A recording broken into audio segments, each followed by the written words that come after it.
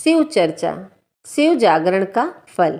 नमस्कार दोस्तों, अनुभव ज्ञान गंगा चैनल पर आपका स्वागत है।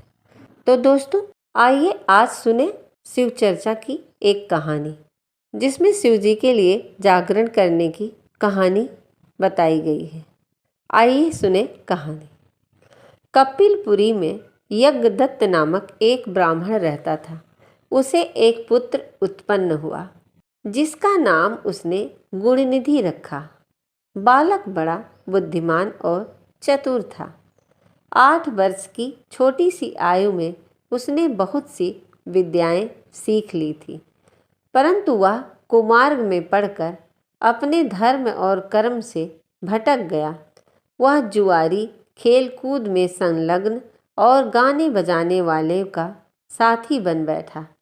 उसने बहुत ही जल्दी अपने पिता की सारी कमाई लुटा दी। उसकी माता उसे रोकती थी, परंतु प्रेम के कारण उसके संबंध में वह उसके पिता से कुछ नहीं कहती थी। पुत्र चाहे कितना भी बुरा हो, परंतु माता कभी उसका बुरा नहीं चाहती।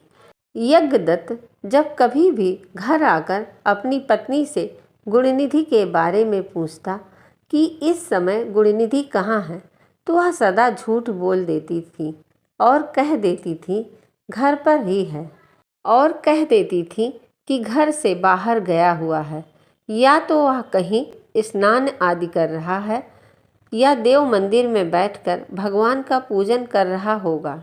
और असली भेद न जानते हुए उसने गृह सूत्र के अनुसार गुणनिधि का विवाह भी कर दिया। विवाह हो जाने के पश्चात यज्ञदत्त की पत्नी सदा पुत्र को समझाती कि तुम्हारे पिता बड़े महात्मा हैं, जब उनको तुम्हारे बारे में मालूम होगा तो इसके लिए तुम्हें और मुझे दोनों को दंड देंगे। तुम्हारा कुल बड़ा पवित्र है, फिर तुम यह बुरे काम क्यों करते हो? बेटा, तुम्हारा कल्याण इन बुरे कामों को छोड़ देने में ही है। परंतु गुणनिधि पर माँ के समझाने का कुछ भी प्रभाव नहीं पड़ता था। गुणनिधि ने एक दिन अपने पिता की अंगूठी चुराकर किसी जुआरी को दे दी। जब यज्ञदत्त ने उस जुआरी से पूछा कि अंगूठी उसके हाथ में कैसे आई, तो जुआरी ने यज्ञदत्त से कहा कि उसने उनकी अंगूठी नहीं चुराई है। यज्ञदत्त ने जुआरी की बात सुनकर कहा, सुनो लल्ला, यह अंगूठी मेरी है और मुझे राजा के यहाँ से मिली है। तुम झूठ बोलकर इसे अपनी न बनाओ, परंतु यह बताओ कि यह अंगूठी तुम्हारे पास कैसे आई। यज्ञदत्त की बात सुनकर जुआरी को क्रोध आ गया। उसने गरज कर कहा, तो सच सुनना चाहते हो तो ध्यानपूर्वक सुनो। यह अंगूठी तुम्हारे पुत्र गुणनिधि ने मेरे पास जुए में हारी है। उसने यह अंगूठी ही जुए में नहीं हारी, बल्कि आज तक जुए में बहुत से साधन चुराकर हारा है। आप जितने ही सज्जन साधु धर्मात्मा हैं, आपका पुत्र उतना ही बड़ा बदमाश है। आप इतने बड़े विद्वान होते हुए भी आज तक अपने पुत्र की करतूतों को नहीं जान सके। जुआरी की बात सुनकर यज्ञदत्त मारे लज्जा के बुरा हाल हो गया उनका, और लज्जा के मारे मुंह ढके हुए, सिर झुकाए हुए अपने घर पहुँचे। और घर आने के साथ ही अपनी पत्नी से पूछा, गुणनिधि कहाँ है और वह अंगूठी कहाँ है जो कि उस दिन तूने उपटन करते वक्त मेरे हाथ से ले ली थी। यज्ञदत्त की बात सुनकर उनकी पत्नी ने उत्तर दिया, वह अंगूठी मैंने ही कहीं रख दी थी। अब मुझे याद नहीं आ रही कि कहाँ रखी थी। स्त्री की बात सुनकर यज्ञदत्त ने कहा, तुम झूठी हो। जब कभी मैंने तुमसे गुणनिधि के बारे में पूछा तो तुमने मुझे बात बनाकर टालने की कोशिश की है। अच्छा, तुम अंगूठी की बात जाने दो और मुझे बताओ कि घर का अन्य बहुमूल्य सामान कहाँ है। ना जाने मेरे किन पापों के कारण मेरे यहाँ ऐसा पुत्र उत्पन्न हुआ। फिर जब उसने घर का दूसरा कीमती सामान देखा तो मालूम हुआ सभी बहुमूल्य वस्तुएं गायब थीं।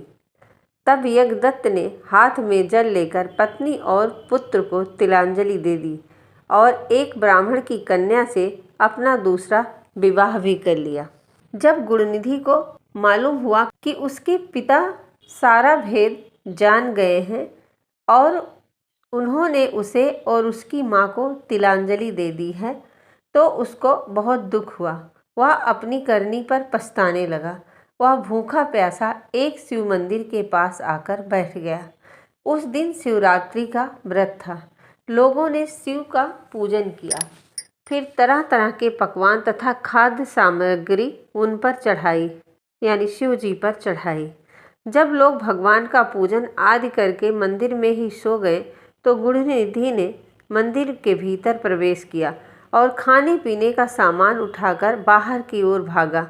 चलते चलते उसका पैर सोते हुए एक शिव भक्त से टकरा गया। फिर क्या था, उस शिव भक्त ने चोर चोर शब्द का उच्चारण किया। सभी लोग जाग गए और दौड़ते हुए गुणनिधि को पकड़ लिया और सबने मिलकर उसको ऐसा मारा कि वह मर गया।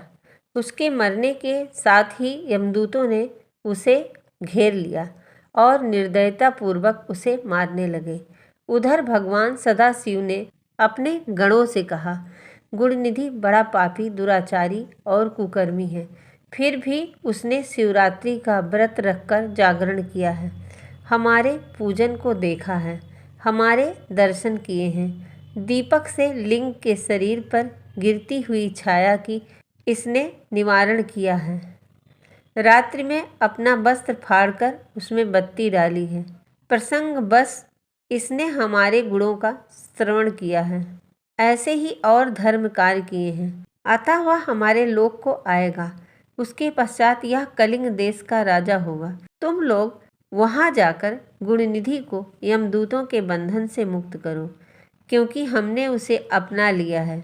अतएव भगवान शिव की आज्ञा पाकर विमान में बैठकर शूलधारी उनके पार्षद भी घटना स्थल पर जा पहुँचे और बोले, यमराज के गणों, अब तुम इस परम धर्मात्मा ब्राह्मण को छोड़ दो, क्योंकि अब इसमें कोई पाप शेष नहीं रहा।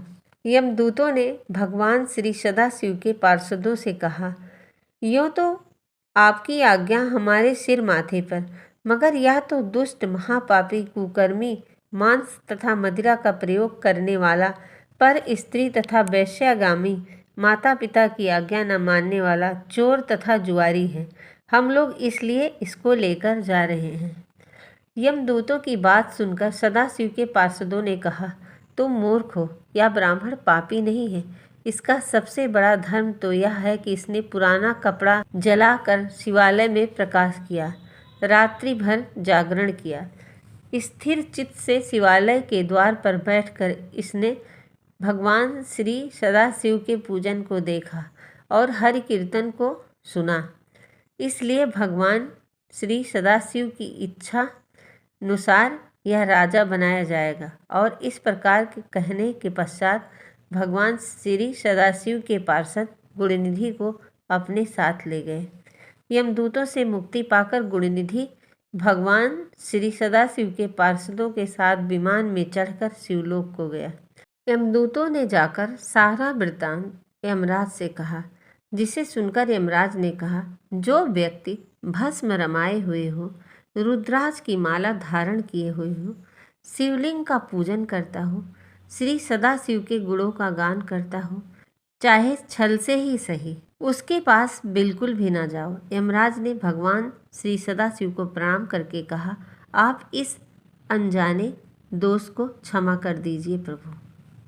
बोलो शंकर भगवान की जय। भगवान शिव अपने भक्तों पर सदा अपनी कृपा बनाए रखें। दोस्तों, शिव चर्चा की कहानी कैसी लगी आप हमें ज़रूर बताएं कमेंट करके। चैनल पर पहली बार आए हो, चैनल को सब्सक्राइब कर लें, बेल आइकन को भी प्रेस करें। वीडियो पसंद आए तो वीडियो को लाइक शेयर कमेंट ज़रूर करें।